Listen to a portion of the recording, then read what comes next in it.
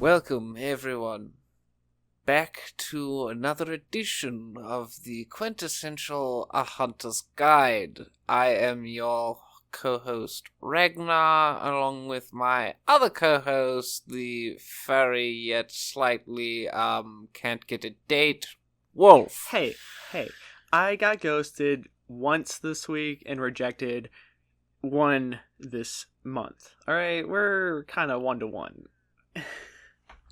Oh, so you're actually keeping tally? Hey, I'm losing either way. That's even worse. I mean, single all the way. Right?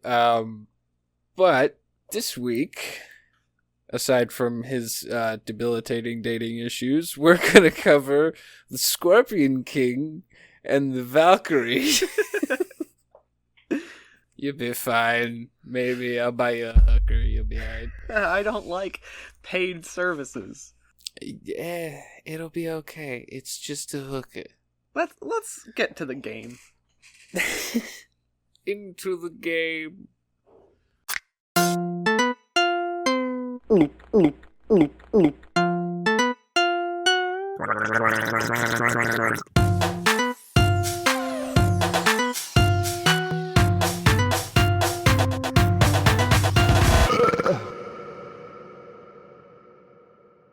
Would you rather find a human finger in your backyard or a complete stranger's family photo under your bed? Oh, I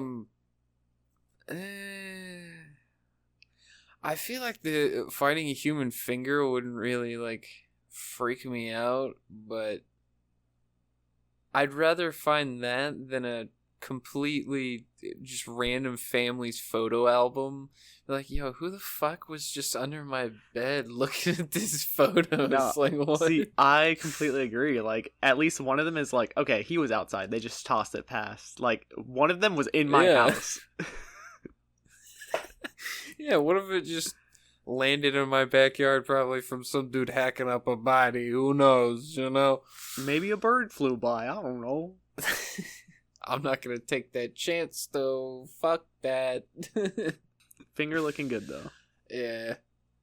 Oh, this one's good, though, because I'm pretty sure we've wanted to do one of these, and we already kind of did one.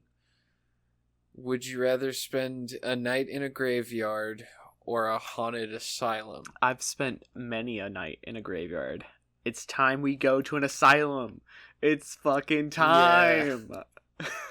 We need to find a good one, though. Most of the old asylums, though, have been demolished. Yeah, or just overrun with homeless. True. A lot of them have turned into, drug dens and shit. And I'm like, come on, man. Just let us have some spooky shit. Can we get the night? Can we just get the night? And then you guys can come back in the morning? Y'all stay upstairs. We'll take the basement. Oof. So many things probably go wrong in an asylum basement. There's a lot of things that will go wrong, even if we don't see a spirit. Well, yeah, but I'm counting on it. I'm fucking counting on all 7 fingers on my right hand. What? Where did the extra 2 come from? Well, I lost 3. Where did the 3rd go? You don't have a hand on your hand? Huh? I'm so confused now and worried. It gives it extra grip. Oh, God. Okay. Alright, we can move forward. Would you rather be haunted by a ghost that only you can see, or hear whispers that no one else can hear? Well, I already hear whispers that no one else can hear, and I already see ghosts that I can only see. So, I'm kind of fucked either way. So you won. I'll go with both. Yeah, you won. You got it. That's what do I get as a prize? Schizophrenia. Oh, fuck. Get fucked, kid. Take your meds.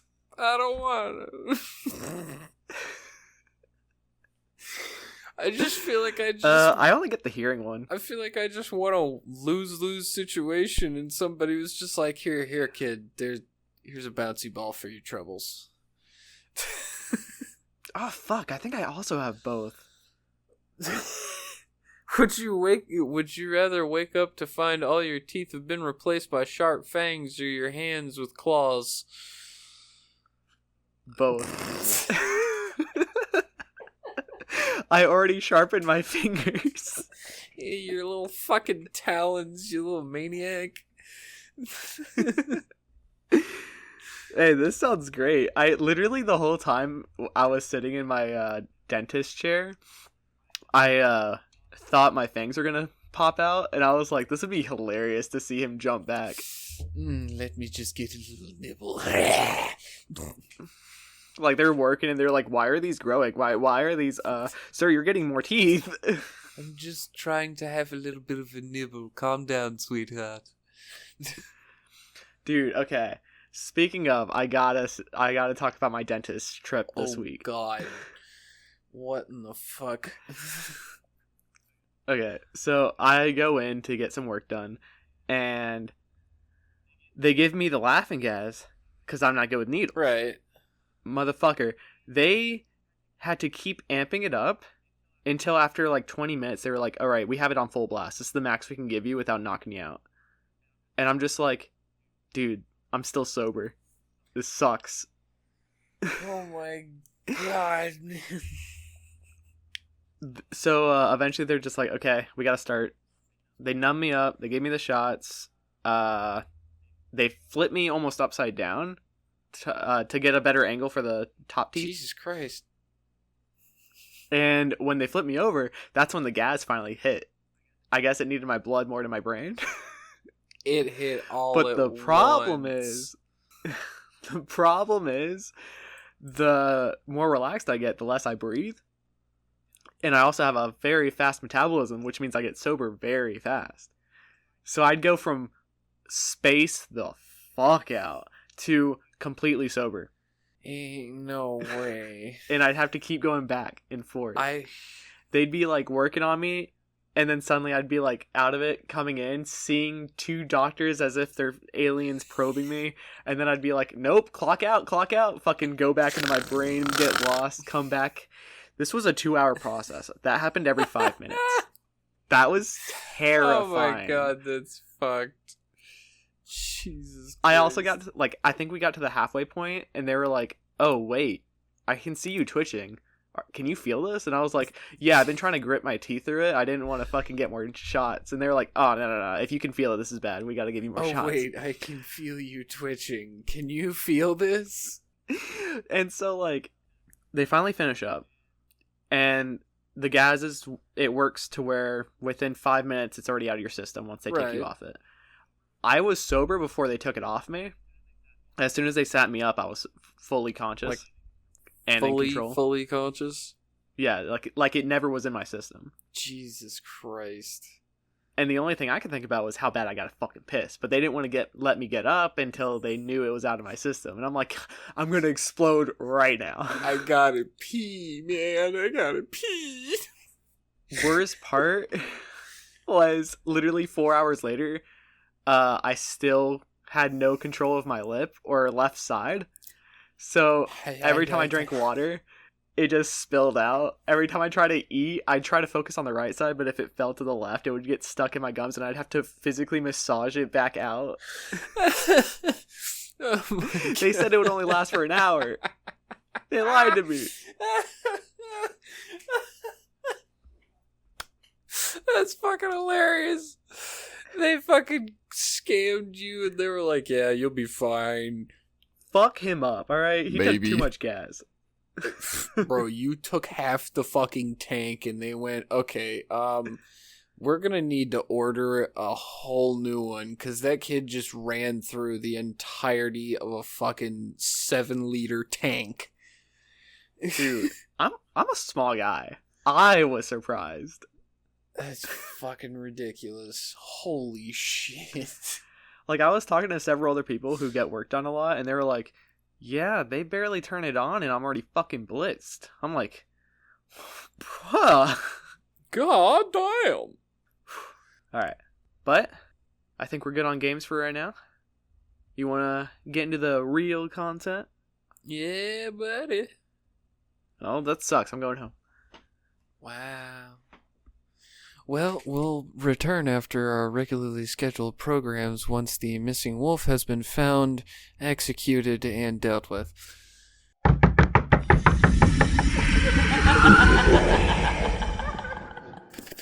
The Agraboamulu are mysterious scorpion men mentioned in many Babylonian myths.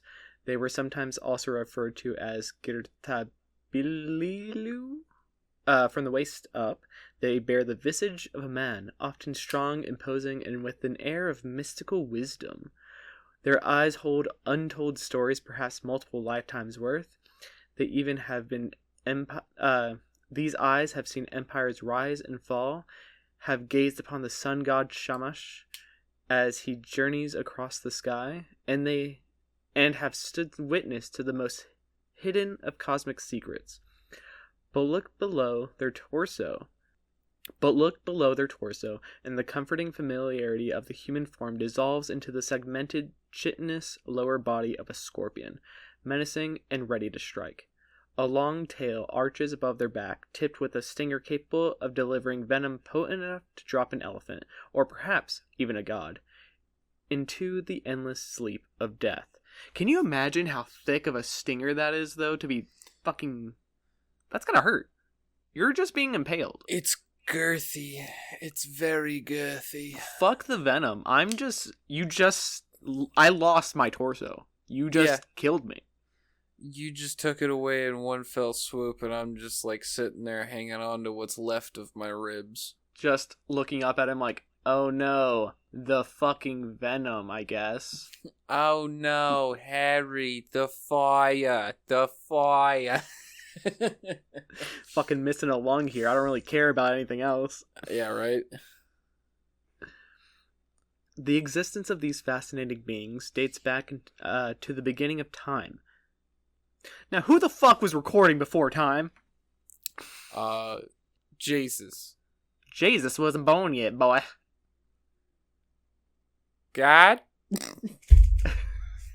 Goddamn.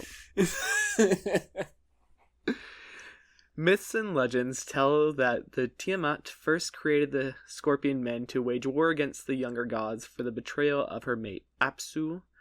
Apsuas is the primeval sea below the void space of the...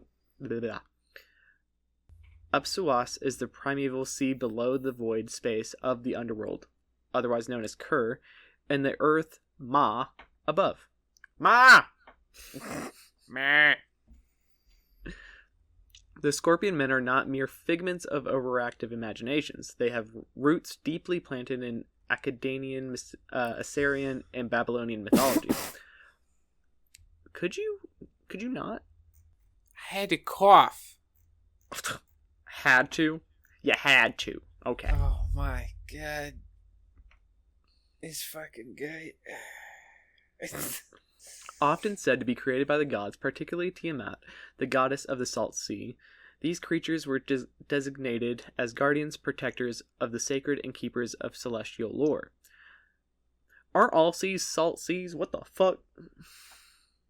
Technically, I guess. I want to see a freshwater sea. Good luck. Their dual form embodies their dual purpose, to guide and to guard. They are associated with the sun god Shamash, a deity known for his role in justice and divination. Scorpion men are often portrayed alongside Shamash, signifying their connection to the divine laws of the cosmos. This isn't a coincidence. It's a tale of mythic dimensions woven into the fabric of religious texts and passed down through generations. At the time of the setting sun, as twilight covers the land, the gates to a sacred shrine need closing. It's the scorpion men who would ensure that those gates are sealed, that unwanted trespassers, mortal or divine, do not desecrate the hallowed ground. These guardians do so with an unwavering devotion that could be mistaken for fierceness.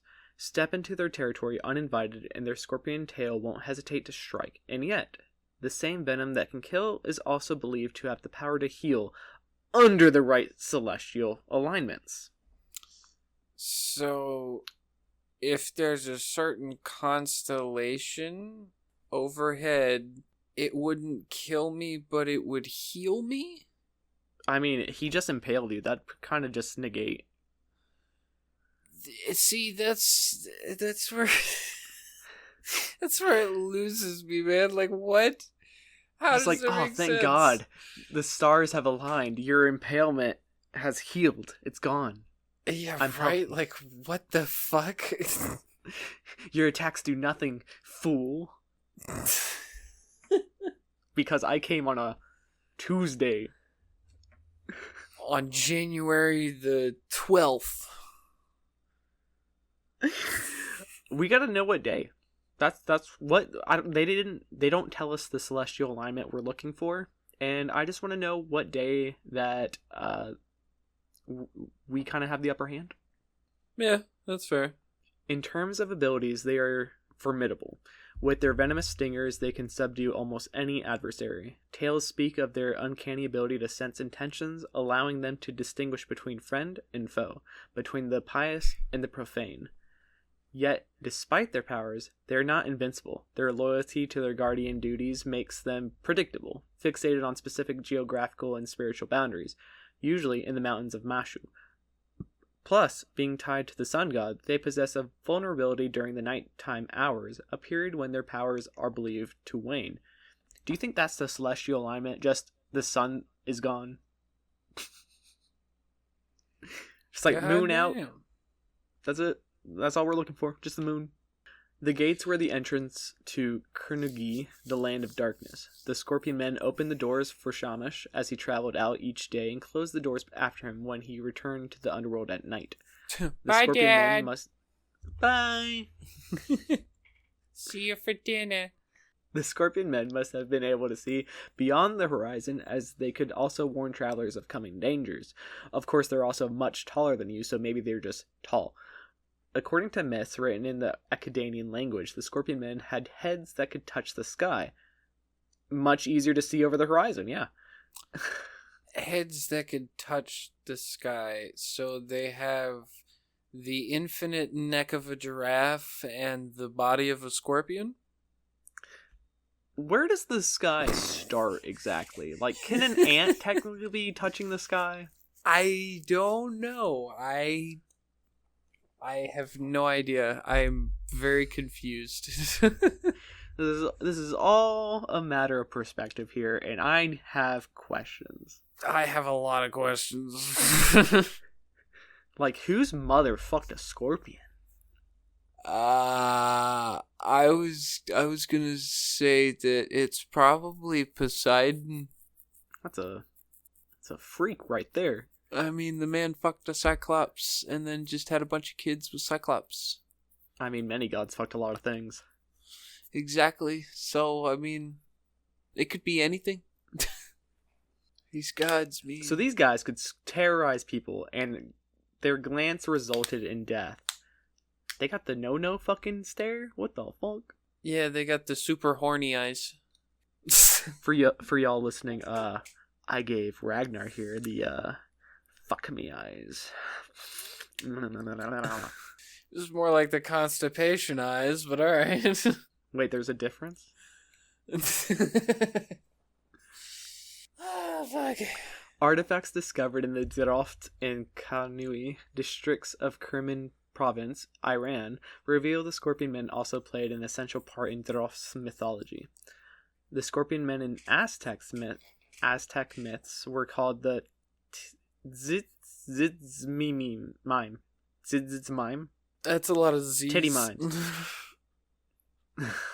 Similar Scorpion Men are also mentioned in the legends of the Aztecs. They were called Zitzmines and considered to be spirits of the defeated gods cast out of the sky after they destroyed the sacred grove of fruit trees. They just wanted that good fruit. Hell yeah, can't blame them for that. A pair of blue anthropomorphic creatures, one with arms and a tail of a scorpion, decorate the pillars in the star chamber at the Caxla archaeological site southeast to Mexico City. A reproduction of the murals can be seen at the National Museum of Anthropology. Wait, so they also got claws in this one? What Chop, chop, the chop. fuck? They just keep getting new shit. They keep getting hindered. They can't do shit now. They keep upgrading like iPhones, man. Can't pick up this glass. This doesn't scan my finger. The titty mime were deities associated with stars, especially those seen around the sun during a solar eclipse. The titty mime. Their depictions show skeletal female figures wearing skirts, often with skull and crossbones designs. Obviously, they love just pirate design flags. Yar. In post-conquest descriptions, they are often described as demons or devils. The titty mimes had a double role in the Aztec religion. They protected humanity, but could also be dangerous. Very dangerous. Scorpion women appear in the... Very dangerous. What? They could touch you in the middle of the night. Ooh la la. Ooh la la. Sacre bleu. Scorpion women appear in the standard Babylonian epic of Gilgamesh. During Gilgamesh's encounter with the Scorpion men tells his female that Gilgamesh carries the flesh of the gods in his body. That prude. Or whore, actually. Keeping it all to yourself. Why not just share it with the rest of us? Got all that meat inside. Selfish. The Scorpion Man's woman responds in defining lines that Gilgamesh is 2/3 god but 1/3 human. Rivka Harris saw the Scorpion woman, like the wife of Utnapishtim in Tablet 11, as traditional and passive wives, whose position was relational given definition as a wife or daughter. Karen Solnick has recently challenged this interpretation, observing that the Scorpion women, like the other women of the epic, demonstrate a striking visual and perceptual acuity in their recognition of Gilgamesh's true nature. And so the Scorpion people stand, both literally and metaphorically, a bitch. But at the crossroads between man and beast, between the earthly and the divine, Scorpion men, in their very form and function, encapsulate the complexities and contradictions of the world they inhabit, a world of myth, majesty, and everlasting mystery. A fun interpretation of this creature can be seen in The Mummy Returns, with the Scorpion King guarding the attacking Brandon Fraser, not to be mistaken with the Scorpion King starring The Rock, which has no Scorpion King. If you find yourself at the mercy of the Scorpion men, make your intentions peaceful or prepare for a battle best held at night against a foe with eons of battle experience against much stronger foes. Heavy artillery must be a bonus though, given most of its battles have probably been using magic and basic weaponry. Basic weaponry, what does that mean? Spears, swords. That's not basic. A rock. Basic is a thimble. I feel like swords are older than thimbles. No. Maybe. The three things that man make every portion of the world first is weapons, alcohol, and fried food. And fried food, yeah. Everywhere in the world there's gotta be a KFC. I don't know why that's the three in every region. Who the fuck knows, man? So, with Valkyries. Valkyries in Norse mythology are shield maidens of Valhalla, of Asgard, who are either depicted on horseback, a wolf, a boar, armed with a spear, and they decide the fate of warriors in battle. They carry the dead either to Odin's Valhalla, which is the great hero, or Hall of Heroes, or they are taken to Folkvanger, which is Freya's hall. Now, the way that they are, chosen is Freya has some of the Valkyries choose the half for Odin, and then the rest that are left, she takes those, and of those she takes however many she wants back to Folkvanger. Doesn't she have first pick? When we covered Freya before. Oh wait, yeah. I remember she has first pick because she wants the strongest and the sexiest. Yes, she does have the first pick, and after her and Odin have taken their pick, Hell comes in and takes the rest to the losers. Yeah, they take the rest to the realm of Ran, and well, they either go to the realm of Ran or the Great Burial Mound, and from there the Valkyries also do kind of recruiting as well, because shield maidens die in battle too, and some of them are brought to live with the Valkyries on the branch of Yggdrasil, guarding Asgard and ferrying the dead back to Valhalla. They must love that women are fighting in wars more often than... Yeah. Yeah. Like, back then it was like 1 for every, 200 men. Now it's, 1 out of every... probably 20. Yeah. And all of the souls that the Valkyrie bring back to Valhalla, as well as the Valkyrie themselves, are the ones who are chosen to fight alongside Odin at Ragnarok. Which we'll be avoiding at all costs. Yeah. And wait, the burial mound. I've never heard of that. Do they just rot? So the Great Burial Mound is basically where those of no true recognition end up going. It's basically like limbo. Well, that fucking sucks. Yeah, that's limbo. The realm of Ran is basically hell, and Folkvanger and Valhalla are heaven. Give me hell over fucking purgatory or whatever.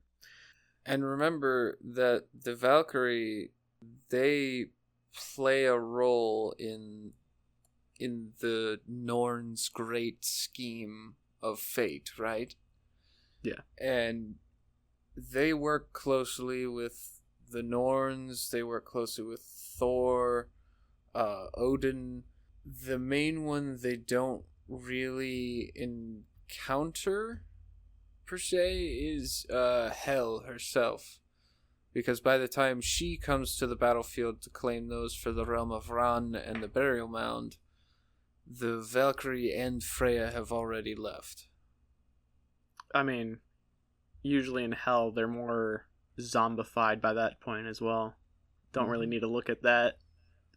Well, and that was like the common practice in most Scandinavian countries before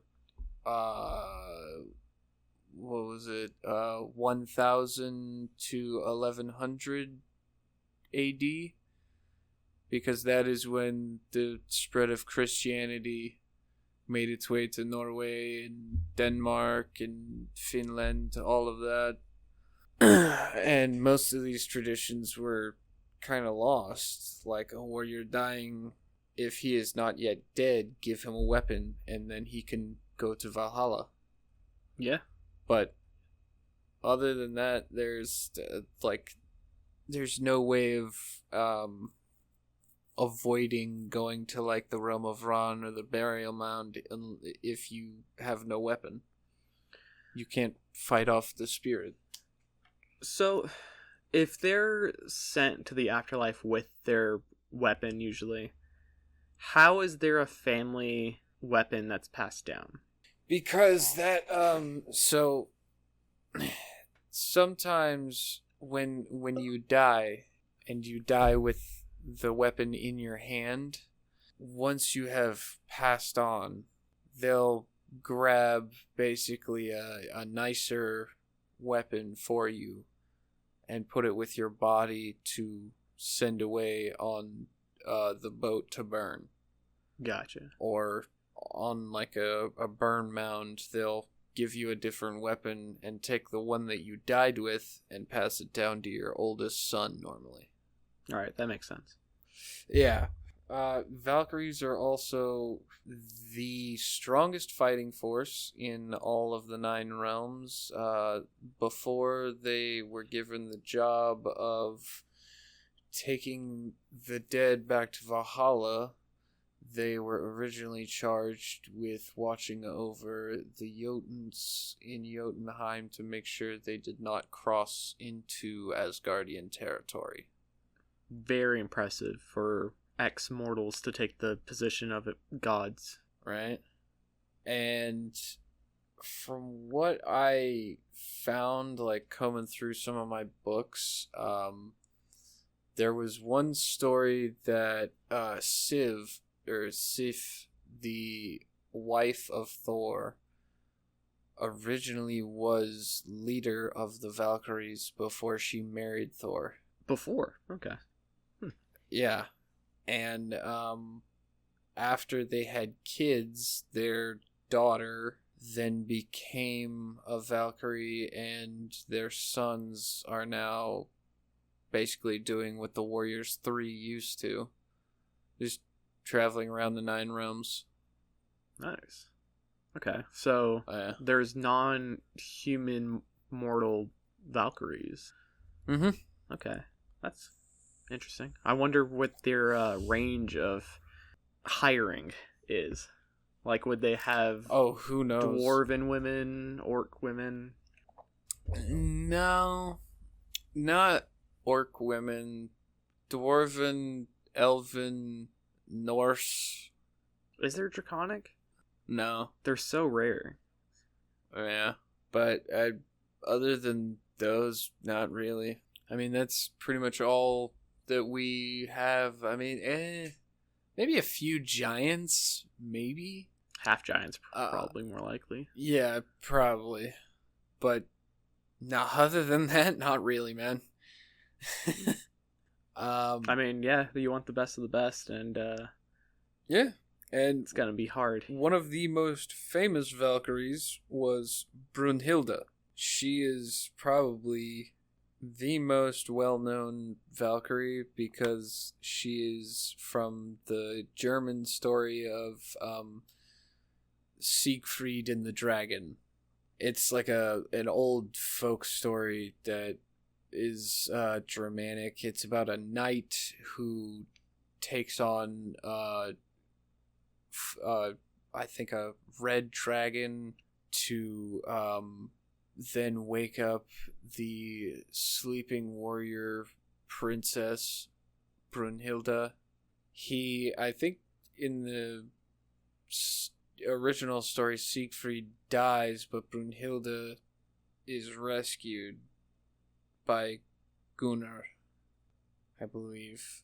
I don't really remember that. So you're saying there's a chance that my descendants come all the way back to Brunhilde and that dragon, since we don't know what dragon type I am. I'm gonna plead the fifth.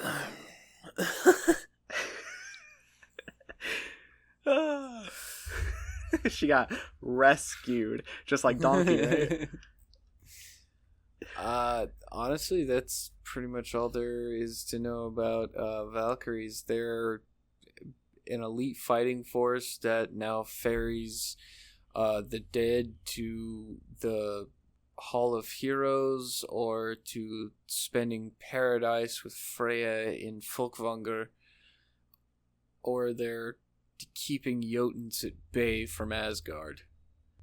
So you've run into them patrolling the border, correct? Yeah. So what are they like? I imagine they're going to be kind of bitchy because you're near the border. They don't like us, but we get along in a professional capacity. Nobody really, I'm not going to say outright hates us, but they definitely don't like us because we're a bunch of fucking bloodthirsty wolves. And we're stationed outside of the wall because we're warmongers. It makes sense. Although at this point, it's not really as justified. Like, y'all have had thousands of years to really show that you're not just battle warriors. You're also cunning, smart, helpful in every way. I mean, yeah, we're not just that. Like, y'all all have different skill sets outside of battle. Yeah. It's just, that's... I mean, look at you. You're here hosting, producing, fucking. Not a fight in sight. Not a fight in sight. Ain't that the truth? As much as we want to have a skirmish. Yeah, as much as it would be fun. Yeah, I'm thinking about signing up for MMA, but I just keep putting it off. Do it, man. The drive is already far and they won't fucking call me back. That's never a good sign when they won't fucking call you back. I mean, I take it they're just busy. Well, hopefully that's the only reason. I mean, they don't know me at all. I haven't seen them, so. That's fair. Well, I think that is all I have for the Valkyries.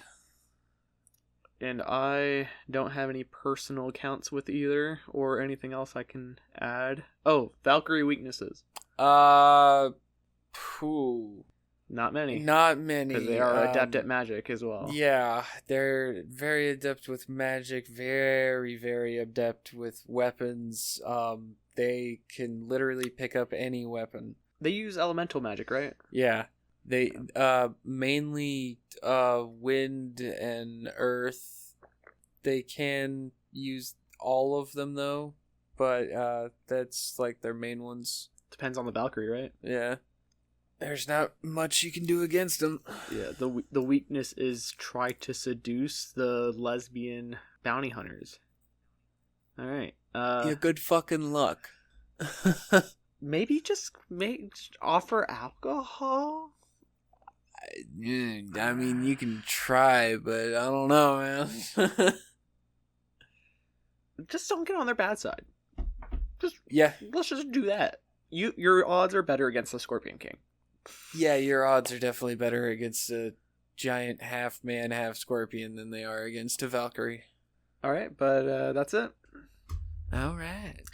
That's all we have for this week, so follow us on Instagram at a.hunters.guide or hg.ragnar. Send in some questions, suggestions, tips, and stories of your own. Reach out for merch posted to our pages for price and delivery options. Send us requests for what else you people want. Join us next week when we cover our drinking episode, or we'll see you next fortnight when we cover our next horror. Hunters, signing out.